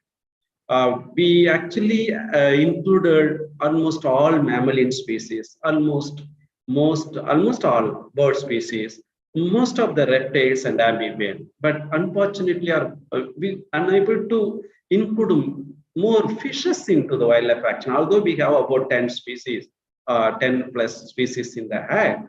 The reason I hope my colleague Dr. Johnson will tell, because he is the person has an extensive experience in almost I can say about 3 decades of experience of working on the fishes and their ecology through using a fish as a proxy to he is actually looking forward to conserve the river ecosystem in our country, so that in the future generation will get a fresh water forever. So I invite Dr. Johnson to share with his experience recovering the some of the endangered fishes, or what is the way forward, how to go for recovering this species, what are the problems right now we are facing it. As mentioned by Mr. Kapoor also, there are economic issues are there.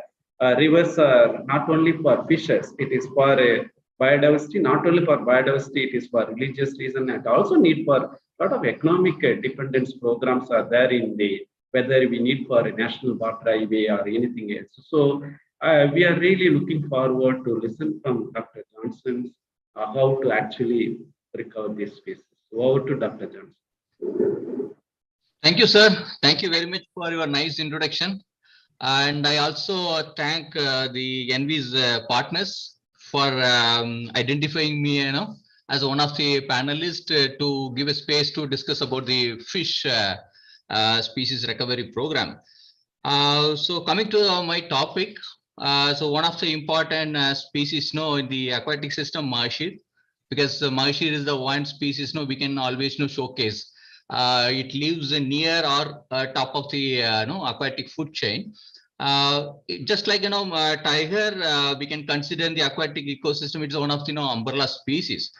There are many aquatic species, right from like otter and other species, but this is the only species totally depending on the aquatic ecosystem, including for breathing. They need dissolved oxygen from the water, and it's widely distributed in most of their water bodies. So we can easily take up this species to conserve the entire aquatic habitat.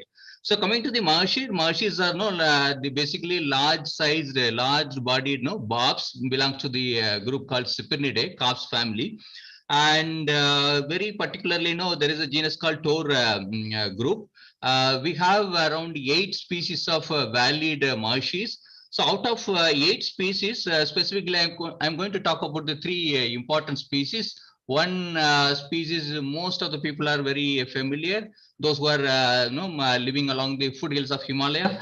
There is one of the charismatic aquatic species, the golden marshir. So it has a distribution in the entire foothills of Himalaya, ranging from 200-meter altitude to 1,500-meter altitude. And this species used to grow more than 50 kg size, and it used to reach 2.7 meter the length. See, imagine this, such majestic the large fish. So it is also known as the king of freshwater fish fishes of India. So unfortunately, right now we do not have that kind of big fishes. So we have the large size fishes which is there in the inside the protected area, wherever the rivers flows inside the protected area in the Himalaya we have. So moving to the next species, the tor are commonly called silver marshir, which is widely there in the central Indian rivers, including Yamuna, Chambal, Ken, Betwa, Narmada, and even in the Chota Nagpur plateau, whatever the streams and rivers are originating. So that also used to grow in a big size, more than 50 kg sizes. If you go back to the the Anklus record, you will easily find out what is the size that they got during 80s and 90s period. And another important species of marshir, that is humpak marshir or orange spin marshir. This species very long period we totally ignored. We actually mixed that species with other Deccan marshir, and it came to the light in way back in 2011.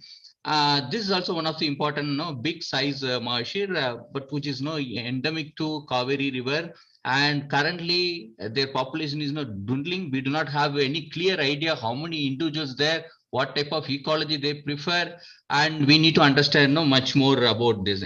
So mostly these species they are facing threat because of the habitat shrinking, habitat loss, mainly due to the reduction of water. Many of them you are all aware, and most of the rivers are the water is the important resource, and there is a water allocation for different program, irrigation, drinking water, and hydropower generation, especially in the Himalayan region. So because of diversion of water, the habitat is shrinking actually. Basically these species need large volume of water, the river with more volume of water and rocky and food, they naturally thrive well actually. So loss of habitat. Second important problem, loss of spawning and breeding ground. Basically these marshir they need a small wadable streams actually. They move up, little up, and we do not know how much area it needs, but basically they move up, and some of them are very long distance migrant, especially golden marshir.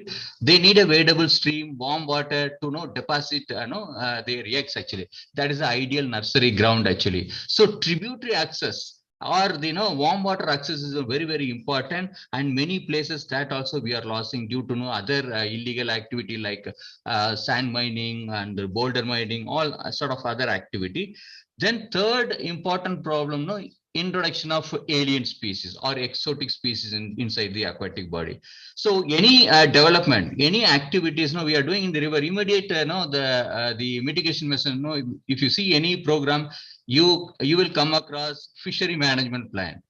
The moment fishery management plan is there, you will find like fish hatcheries will be set up along the river, whether that is meant for a particular species which is there in the particular river or not. But end of we are getting exotic species from the fishery sector or the state fishery department. That again putting a lot of pressure for the existing population in the river ecosystem. So moving to the restoration plan, species restoration plan. So last 20 years, I have been working on the river system, and just now I understand a little bit about the ecology of the golden marshir system. Earlier people know they use this marshir for flow estimation, and all people they use expert opinion. Expert will suggest 30 centimeter is more than enough for sustain this population, or 50 centimeter of water is enough to sustain this population. So with the help of understanding the habitat use, how much depth, velocity required for the species, we could be able to push the agenda to recover the river habitat, especially the demanding e-flow in the downstream area wherever the development diversion is happening. In fact, Dr. Shivakumar also he was part of the many program way back in 2012. There was no concept of e-flow in the developmental project. In fact, myself and Dr. Shivakumar, we were pushing our agenda and make them ensure that any development, if it happens, there should be particular percentage of water should be released based on the species requirement.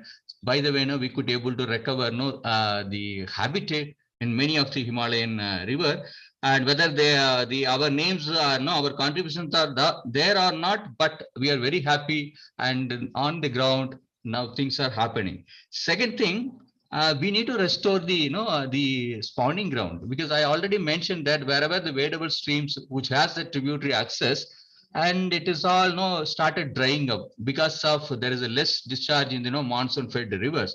So we need to look at the riparian vegetation condition, and whatever like obstruction happening in the upstream area, especially in the wadable or the monsoon fed streams. So that is very, very important, crucial for sustaining the population which is there in the river to meet their spawning requirement. And finally, everybody's talking about community. The moment the fish which is the marshir which is there outside the protected area, there is no guarantee you will get fish actually. But there are spillover population which is coming outside the population, especially during monsoon. So marshir has great potential of attracting anglers.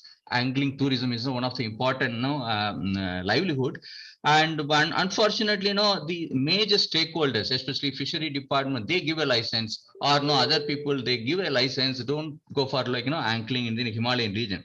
But we need to rope in the local community. So local communities themselves they form a angling club or the angling facility. They should be empowered so that the entire river stretch they will take care, and they will restore the particular area because of attracting angling tourism. So that also we need to think in future if you want to really go for restoration of marshir. And finally, coming to the Deccan, humpback marshir or orange fin marshir, I already mentioned we do not have any idea about their population, and we do not know anything about their ecology. Though we believe that they are all omnivorous fish, but we do not know what specific habitat they require, what specific food they require. We need to understand. So immediate ecological study is very much necessary for restoration or ranging of that population in the other region of the area. So with this, I conclude my remark. Over to Dr. Shivakumar. Thank you very much, Dr. Johnson. Amazing. Yes, you rightly mentioned, although we had other species like a tiger and a great Indian bustard, we have fairly good information of recovering effort to recover this species. Unfortunately, in the cases of whether it's an northern river terrapin or in many fishes, we don't have even a basic information. As mentioned, even we don't know the food habit. Unless until we know the food habit of a species, how can we try to recover them to providing the habitat that can support their foods actually. It's very sad that this is the fish is the another things. Although we have hundreds of organizations in our country working on fishes and fisheries, unfortunately, many of these organizations look at fish as a commercial product, not appreciated that ecological role. Now things are getting changed, and you also played a very critical role in changing the mindset of many experts. And I really appreciate your efforts, because I remember you always oriented the young researchers towards the conservation of fishes. As you mentioned, because there is a shocking decision of the government, although it's a very good decision of the government to go to 50% renewable energy by 2030. And all of us are worried now that when you go for 50% renewable energy sources by 2030, where will get it? So one of the target is this river ecosystem. They want to generate energy as the name of hydro projects. So it is really going to be a very, very challenging task for us to how to fulfill the energy requirement of the country using the renewable energy sources. And at the same time, how to actually make sure these rivers are actually performing their natural ecological services to humankind, because that we have to work on it. As mentioned that, yes, minimum environmental flow, but its name itself, it says minimum environmental flow. That is not a good approach, in fact, because we cannot expect wildlife to sustain with the minimum requirement. Okay, for some period, okay, but not throughout the life. So we have to really think about. I'm actually worried about the future of Indian rivers and their biodiversity. I hope many of you and researchers, the young generation, will come up with some better solution to take care of that. So with this, what we do, I will take one questions for each of you. Very briefly, the question is very common. Because we've spoken about the integrated approach, one plan approach, involvement of community, and then we also realized that some of the species, even we don't know their information that required to be recovered them. Okay, so the various level of issues are there, and based on your experience, now I start with Mr. Manish Kapoor. Based on your experience, what is the one point you think we should do immediately to actually recover the carnivore species based on your experience with working with the tiger? Can I ask this question? So what is the one point you can say that this needs to be done immediately to recover the carnivores, especially in India? I think the mapping of the carnivore species has been done in a very coherent manner across the country.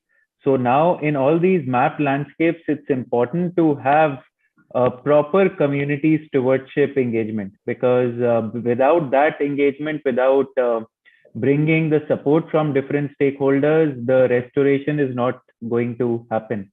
And it's also important that a resource mobilization strategy is worked out, because you have seen plenty of plans and a lot of documents from various agencies.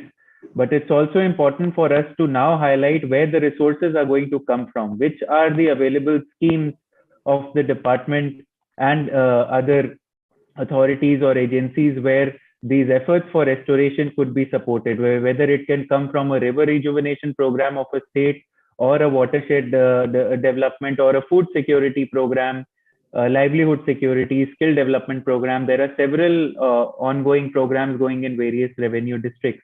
So it's important that all those programs are hyperlinked to what our particular requirements are and what the final output is. If a final output is improving food security in a region, so we can accordingly look at resource mobilization. If it is having a more climate smart strategy on the ground, then we can look for climate smart funding. If our output is to have a proper watershed drainage, it is then important to focus on funds and resources and efforts which will have these as priorities. So it's very important for us to now upscale from small pilots into a very strong resource mobilization strategy, because resources are always a constraint, and without resources, all these programs would just remain pilot initiatives.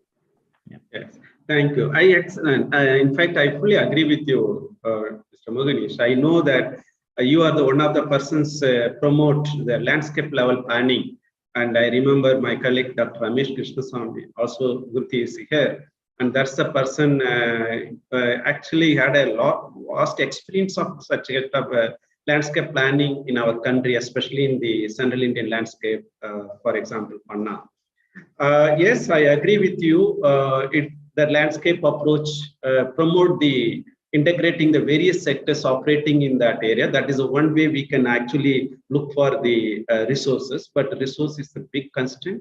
I remember correctly that in the 3rd National Wildlife Action Plan also, when we are drafting that one particular chapter about the resource thing, we had a really challenges actually. We come to know that about 25 ministries are operating in our country, directly or indirectly responsible for funding the biodiversity conservation.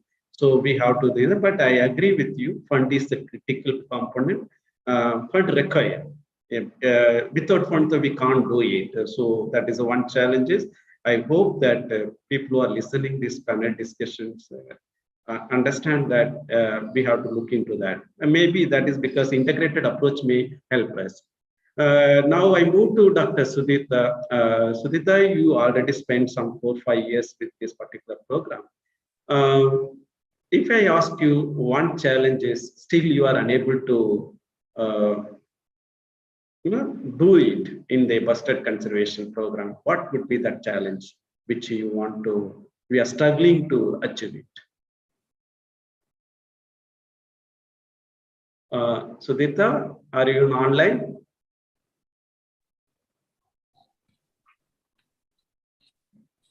Apologies, my internet is still. I know. Can you please? Yes. Yeah, could you listen? Could you hear my questions? No, I couldn't hear your question. Yeah, I'm asking you. You are doing excellent job there, and still you may be facing a challenge in this entire program which you planned already. Yes, this is the objective of this program. We have to do this so that we will achieve that objective. So I know you have a very long-term plan to recover the Great Indian Bustard in our country, probably a 4 decades plan. So is there any challenge? One challenge, could you tell us that this is a challenge, still we are facing it, and it is taking a time to implement that particular approach in recovering the Great Indian Bustard?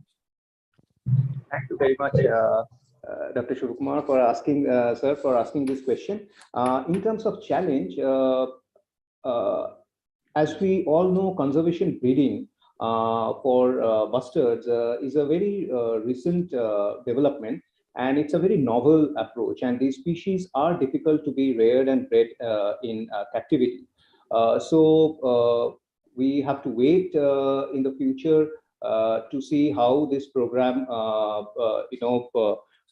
the future days of this program. The start has been good, but there are long, challenging steps that are still there in terms of breeding these birds and rewilding them.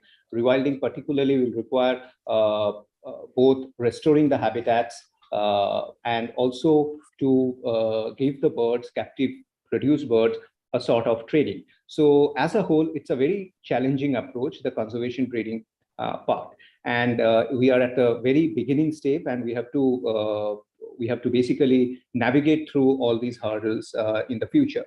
In terms of habitat restoration, one key challenge that we must negotiate very soon is the wasteland tag that is there for the grassland and desert habitats.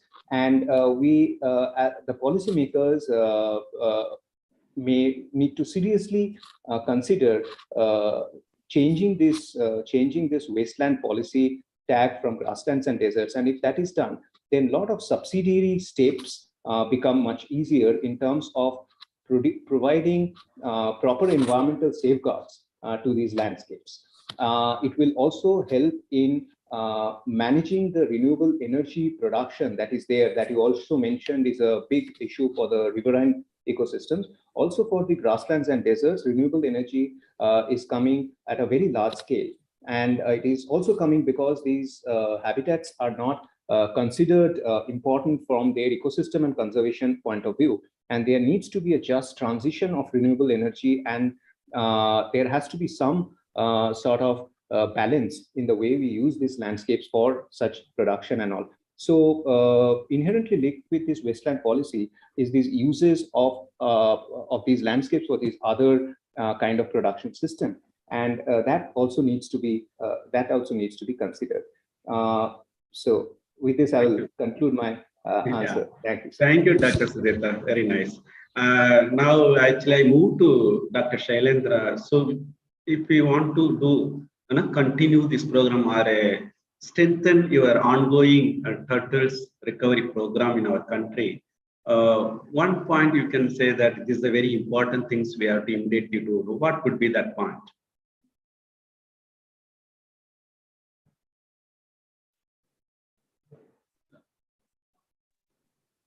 Yeah.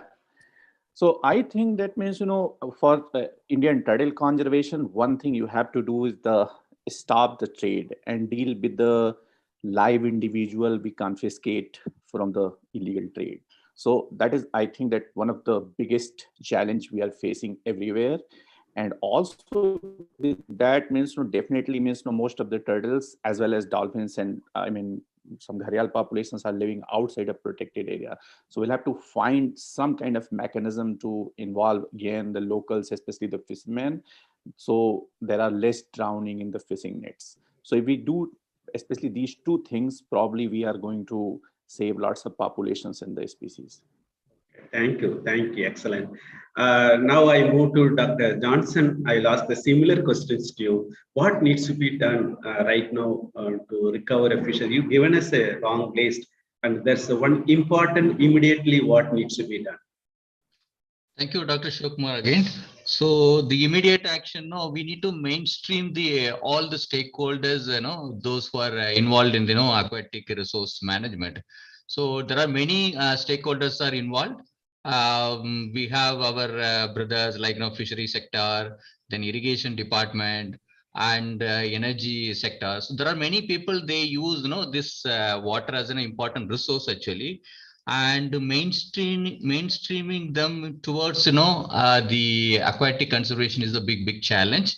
So that is the first thing everyone should meet and appreciate their own mandate, and little bit trade-off we can do it, and then we can plan for the restoration plan. So that is the first step I would expect from the government side or the other partners.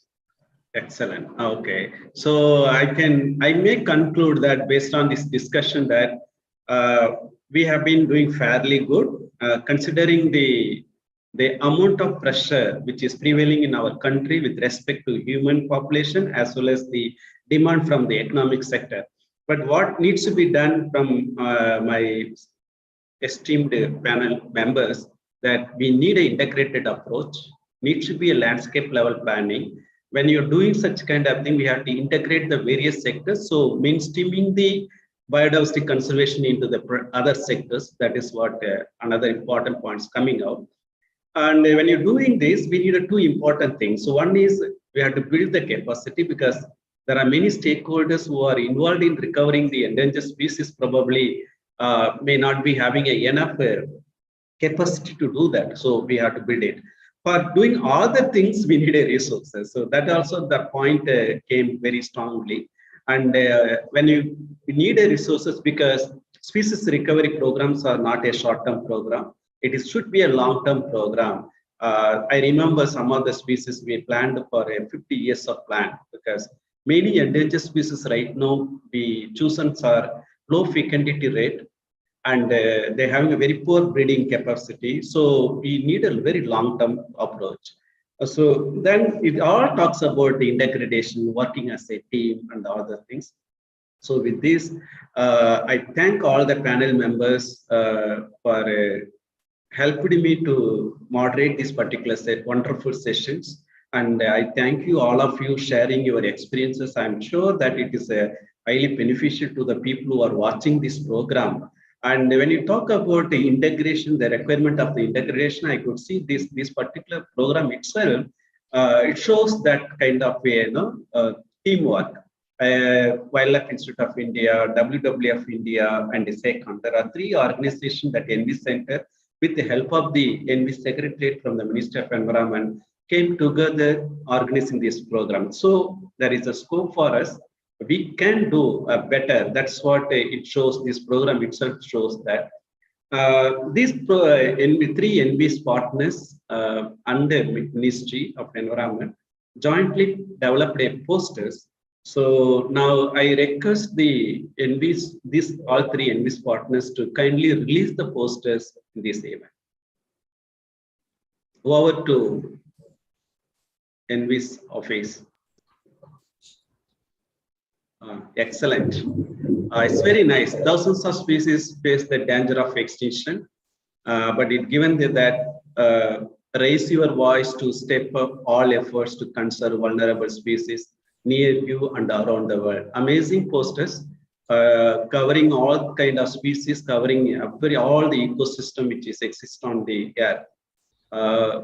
Very interesting. I thank all 3 ENVIS partners to organizing such a program. And before concluding this program, I now request Ms. Beham from the SECON ENVIS Center to give a formal vote of thanks. Over to Ms. Beham.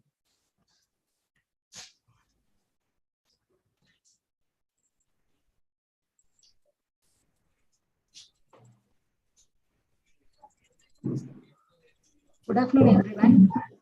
It is such an honor for me to get the opportunity to thank all dignitaries on this special day. Though World Wildlife Day is an annual celebration, wildlife conservation is an issue that needs attention and action every day. The threat weighing on wildlife and biodiversity are often big and complex, so much so that individuals might feel powerless about them. However, every small action add up, which can make a difference for species and ecosystems. Here I now take this opportunity to extend my gratitude to all esteemed delegates, namely Dr. K. Shivakumar, Professor, Pondicherry University, Mr. Monish Kapoor, Head Program and Partnership, Global Tiger Forum, Dr. Suhita Datta, Scientist, WII, Dr. Sailendra Singh, Program Director, Turtle Survival Alliance, Dr. H.N. Kumara, Principal Scientist, SACON, and Dr. J.A. Johnson, Scientist, WII, for having taken out time from their busy schedule to grace the event. Thank you all for inspiring and encouraging us with your words on this special day. I also thank the ENVIS Secretariat, Ministry of Environment, Forest and Climate Change, Program Coordinators, Dr. K. Ramesh, Scientist, WII, Dr. G. Arindran, Director, Indira Gandhi Conservation Monitoring Center, WWF, and Dr. Golden Quadras, Principal Scientist, SACON, for giving this wonderful opportunity to collaborate in this event. I must thank the ENVIS team of WII, WWF, and SACON and the participants for making this event successful. Thank you everyone once again for making it a great success. Have a great day ahead. Thank you. Thank you. Bye. Thank you, guys. Bye-bye. Thank you, everyone. Yeah. Everyone, bye. See you. Now, bye. Bye. Thank you. We'll meet. Good. We'll meet. Yeah, sure. Thank you very much, everyone. It was nice having you all here. Thank you. Have a nice day.